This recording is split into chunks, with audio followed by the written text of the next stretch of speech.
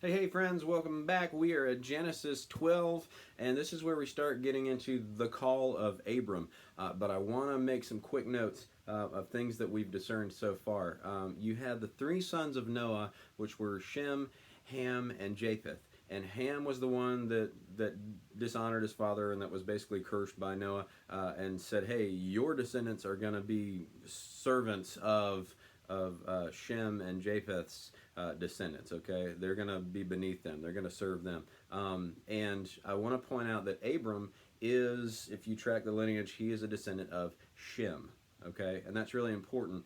You see, the Canaanites came from Ham, the ones that are cursed, and that's gonna start coming into play. The last thing we heard in Genesis 11, as we were learning about Abram, is basically that Terah was this head of that family, and Abram is married to Sarai. Sarai is not able to have children, and that he's got a nephew named Lot. And what happens here is they were going to, they left Ur and they're headed to the Chaldeans to go to the land of, they left Ur of the Chaldeans to go to the land of Canaan. This is at the very end of Genesis 11. But they stopped instead at the village of Haran and settled there. Then you see Terah lived for another 205 years, or he lived 205 years. He died while still at Haran. And this is where we pick up at 12. So then the Lord told Abram, so again you got the Lord speaking directly to somebody, leave your country, your relatives, and your father's house, and go to the land that I will show you. So again, right off the bat, you have God speaking to someone directly, telling them to do a very specific thing, and then him saying, I will show you. And one thing that we've seen as a pattern so far about God is that every time he says, and it will, or I will, or that something is or will be, it is. He's faithful in making that happen. And that's really important. We know that, but we don't know necessarily that Abram knows that at this point. And I think that's important for us to recognize, that we have a perspective of God and his faithfulness and what he's capable of. But we don't know that Abram knows that. So again, God is calling him to leave your country, your relatives, and your father's house to go to the land that I will show you. I think it's really cool that God frames it up with your, because we think this is mine, this is mine, this is mine. And it tends to make us think of our own ability or our own, our own ownership. And it's kind of a prideful thing. And he's framing it that way. Leave the thing that you know, your country, your relatives, your father's house, go to the land that I will show you. So leave the things that you know and that you think that you own and you control, or that you're safe in, and I'm going to show you. So he says, I will show you this land that I will show you. And then it continues in 2. I will cause you to become the father of a great nation. That's a big, bold promise right there. I will. Because every time God has said, I will, it is. It's something that you can trust. And so I read this as God promising, I will cause you to become the father of a great nation. Okay? I will bless you and make you famous, and I will make you a blessing to others. So he's not only saying, hey, I'm going to make you a great nation, father of a great nation. I'm going to make you famous. I'm going to bless you and make you famous. I will make you a blessing to others. This is not just going to be a blessing to you. It's going to bless others. And then he continues with, I will. I will bless those who bless you, and I will curse those who curse you. So God's saying, like, I've got the judgment down on this, okay? You don't have to worry about that. I've got it covered. Whether a person blesses you or whether they curse you, I've got it handled. You don't need to worry about that. I got your back. Like, that's an amazing statement, saying I am with you, I am for you. So very important things to note there, I think. All the families of the earth will be blessed through you.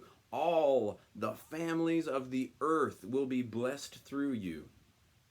All of the families of the earth could just read as all of the families on the earth at that time.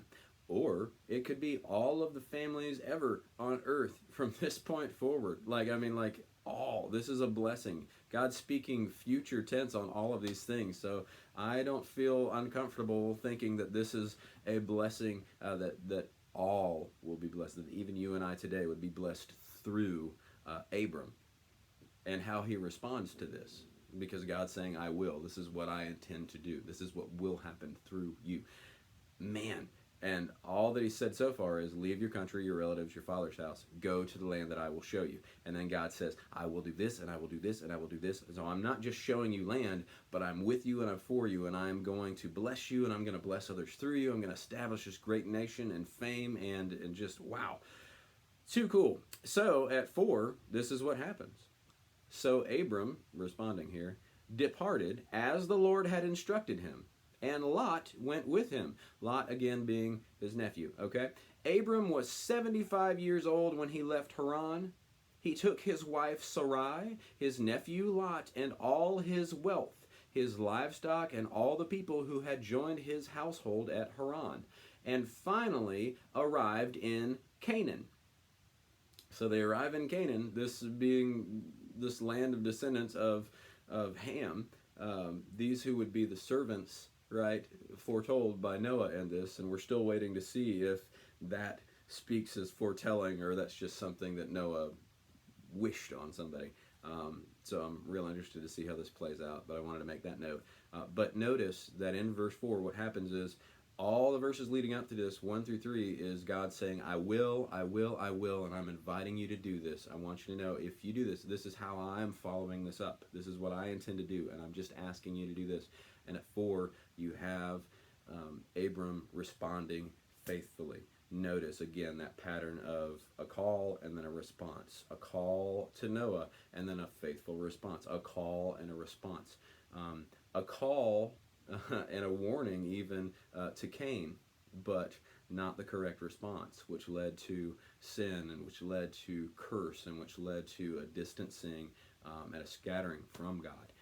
But this is, again, someone answering faithfully. So let's see how this pans out. He took his wife Sarai, nephew Lot, all of his wealth. So he's taking all these things that he has already been blessed with, and finally arrived in Canaan. So this foreign land. Traveling through Canaan, they came to a place near Shechem and set up camp beside the oak at Morah.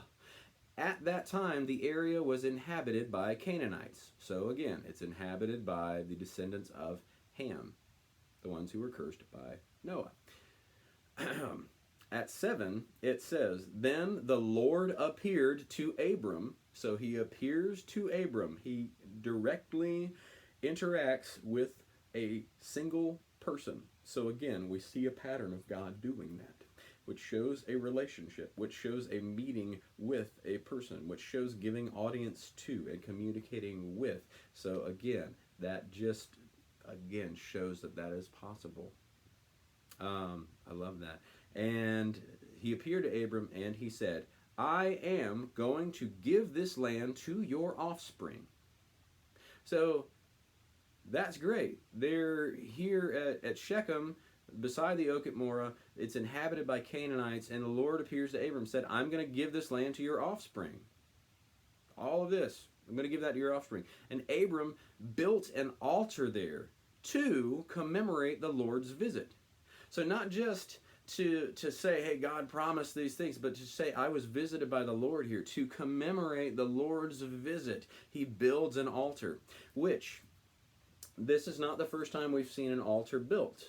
And definitely not the first time that we've seen an altar built right after an interaction and addressing by God, where God decreed something, where God said, I am going to do this thing. So, man, that's just a really interesting pattern, because I wonder culturally how much that was happening. And I wonder culturally why we don't do that as often. You know, I don't know. A lot of interesting questions there, but we'll come back to that probably a different time.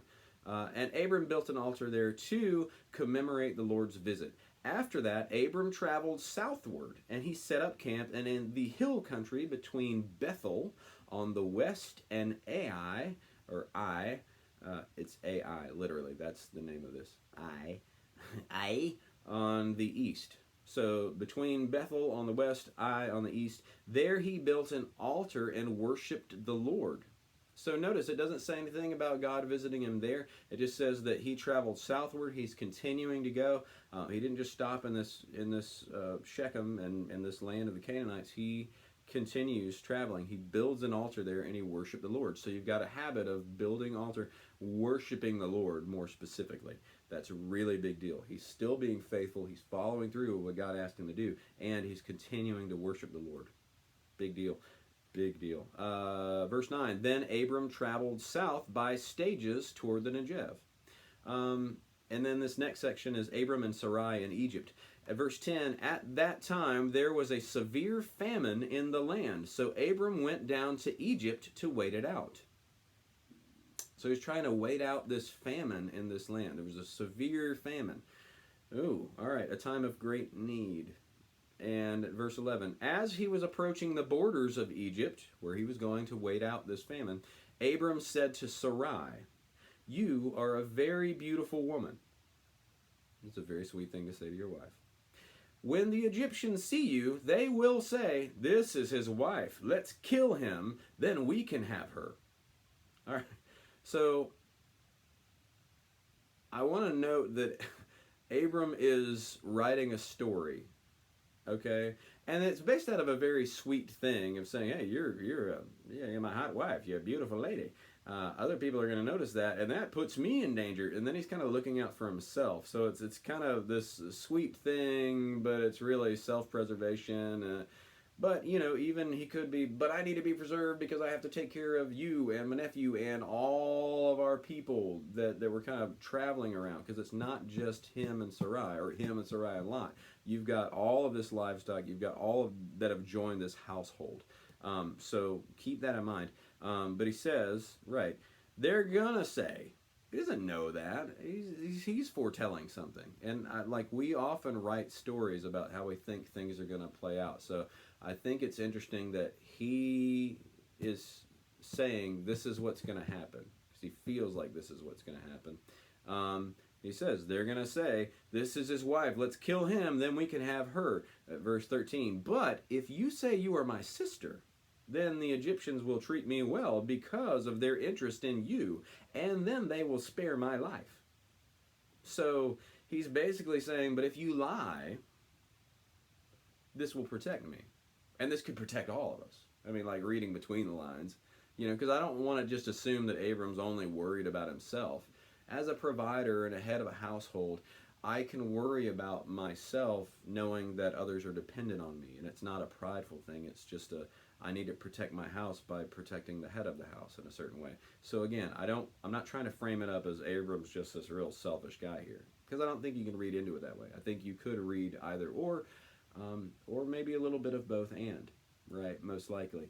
But I try to read things and approach a lot of things with assuming the best about people, about God, about situations, even about myself. And that's really hard to do. But I'm finding more and more that when I do that with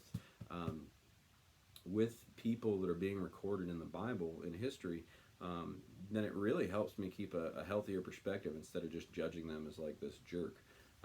It still happens, but you know, when I keep thinking, hey, frame this up as assuming the best of God and of others and of circumstances, but also like sometimes it's not just an either or, it could be a little of both and when it comes to fallen humans, imperfect humans, then I really want to recognize that probably it's a lot of different things. But it's hard to judge the motivations unless they're expressly spelled out in the Bible. And that's something that I'm really trying to navigate with all this. Just an aside, I don't know if you go through those things too.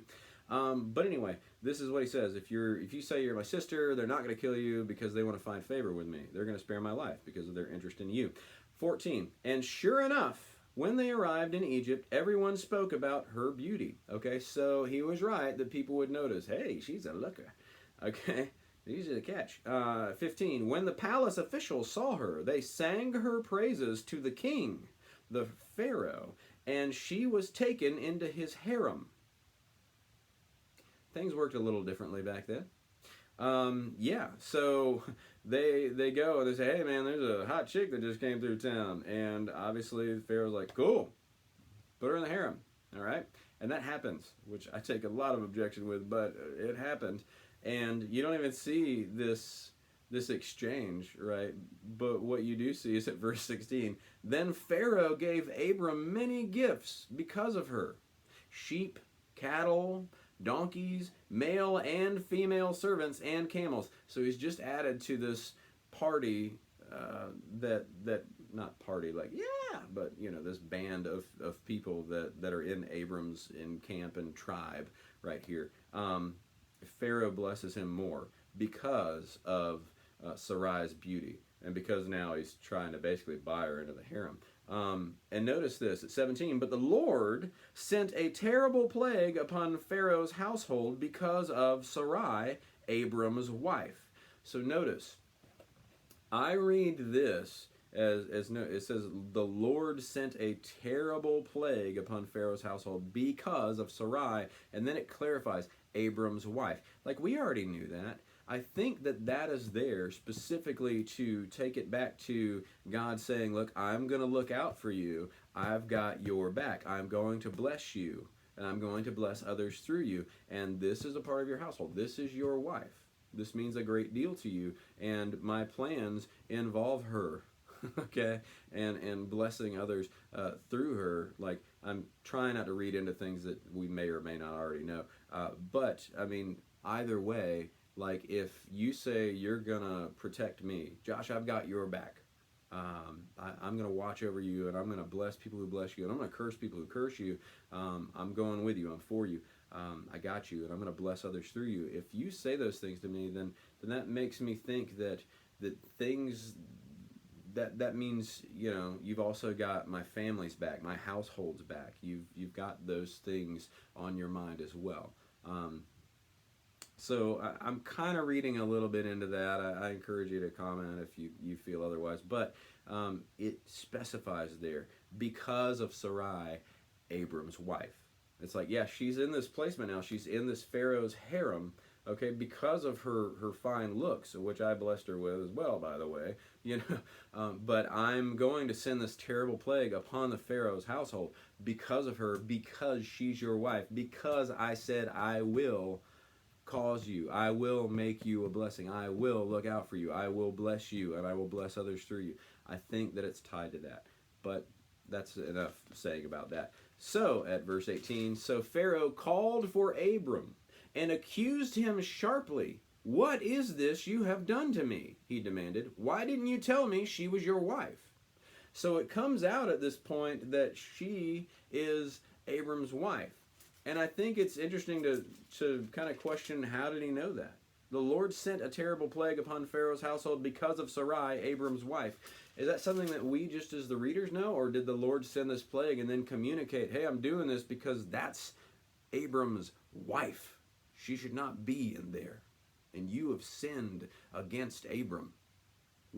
And then the Pharaoh's like, hey, what did you do? Like, we thought she was your sister. Because it doesn't say that she said he was a sister. We have to assume that happened because the Pharaoh did bless him with these gifts and did kind of do that instead of just killing him, right?